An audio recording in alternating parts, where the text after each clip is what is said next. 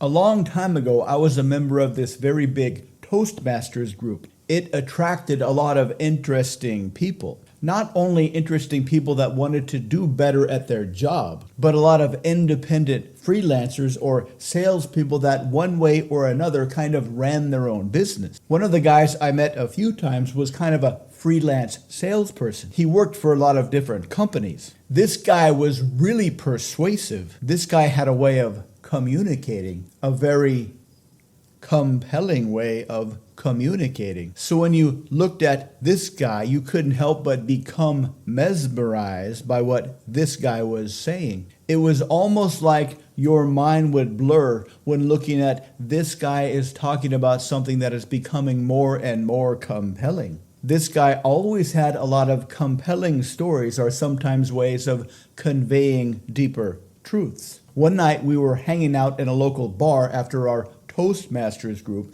and he started to tell me this interesting story.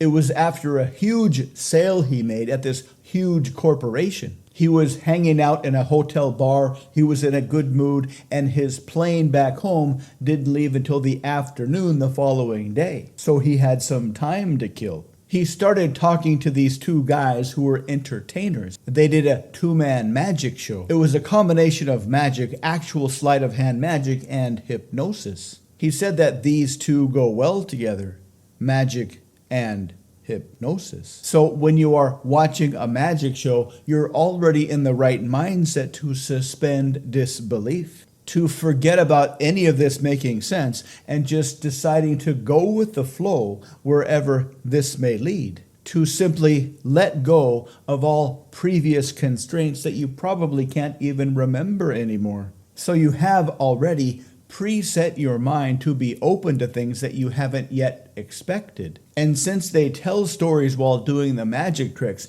and these stories are perfectly set up to embed a lot of hypnotic technology, they go very well together. He said he had a hard time following this guy because he was already using a lot of hypnotic technology, but he just decided it was probably part of the act anyways. After all, hypnotizing audiences can create organically evolving metaphors, can take on a whole new meaning on their own. One of them was before a hypnotic therapist who did a lot of past life regressions. So whenever that came up, they incorporated that into the show. They also did a lot of mentalism, some advanced card tricks, and some very, very, very deep storytelling hypnosis. Once this lady in the audience seemed like she wanted to play around, and so they just took this idea and ran with it. They brought her up on the stage, sat her down in a chair, and put her into a very, very deep hypnotic trance. Then they regressed her back through several of her past lives. She told a lot of stories from her previous lives, many of them in different languages. After they told her to go even deeper into trance now, they looked at her and said, "I know you may not believe in past life regressions, but on the other hand, you probably have had a lot of dreams that reminded you of something that you can't quite explain completely. That familiar feeling that doesn't really exist in your day-to-day life. And even if none of this makes any sense, even if you don't believe that this is even happening now, these ideas can help you in your daily life. This could actually be something coming from your past life, or it could be part of your subconscious communicating with another part of your subconscious mind. After all, your subconscious does speak to you continuously in images and dream archetypes.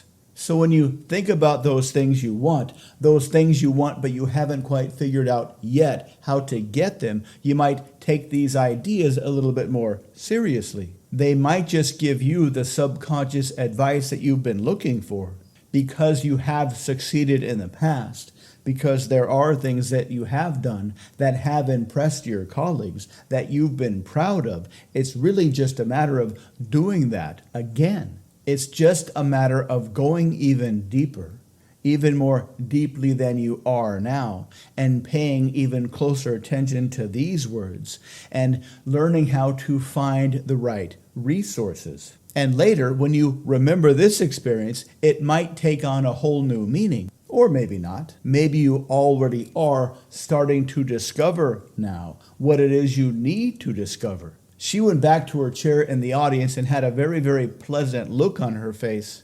They heard from her later, and she was able to significantly overcome a lot of problems. For the rest of the show, they said they did some very basic magic tricks along with some low-level hypnotic storytelling.